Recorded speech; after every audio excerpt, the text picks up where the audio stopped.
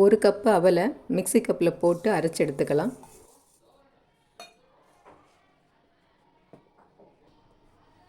இப்போ அவலை அரைச்சி எடுத்தாச்சு.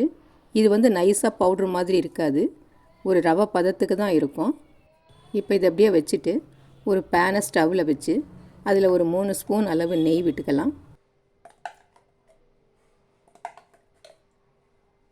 இதில் உடைச்ச முந்திரி திராட்சை நல்லா கைப்பிடி அளவு போட்டு வறுத்து இதை ஒரு பிளேட்டில் எடுத்து வச்சுட்டு இந்த நெய்யில் நம்ம அரைச்சி வச்சுருக்கிற அவலை சேர்த்து 1 நிமிஷம் வறுத்துக்கலாம்.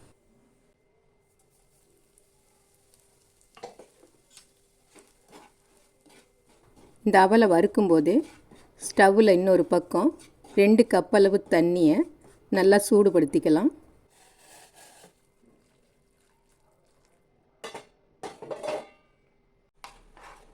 கொதிக்கிற தண்ணியை சேர்த்ததுனால அவல் உடனே வெந்துடும். இதில் இப்போ ஒரு பிஞ்ச் அளவு உப்பு சேர்த்துட்டு சர்க்கரை ஒரு 3/4 கப் அளவு சேர்த்து கலந்து விட்டுக்கலாம். சர்க்கரை சேர்த்ததும் மெல்ட் ஆகிடுச்சு. இதில் கலருக்கு ஒரு பிஞ்ச் அளவு கேசரி பவுடரில் கொஞ்சமாக தண்ணி விட்டு கரைச்சி சேர்த்துக்கலாம். இப்போ கேசரி நல்லா திக்காயிட்டு வருது. இந்த சமயத்தில் வறுத்து வச்சுருக்கிற முந்திரி திராட்சை 1/2 டீஸ்பூன் அளவு ஏலக்காய் பொடி சேர்த்து கலந்து விட்டுக்கலாம்.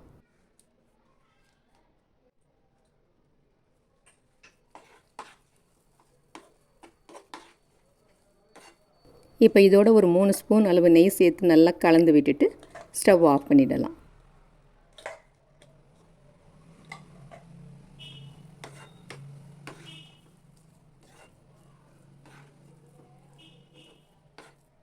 இப்போ பாருங்கள், வாயில் போட்டதுமே கரையிற மாதிரி டேஸ்டியான அவல் கேசரி ரொம்ப சுலபமாக ரெடி பண்ணிட்டோம்.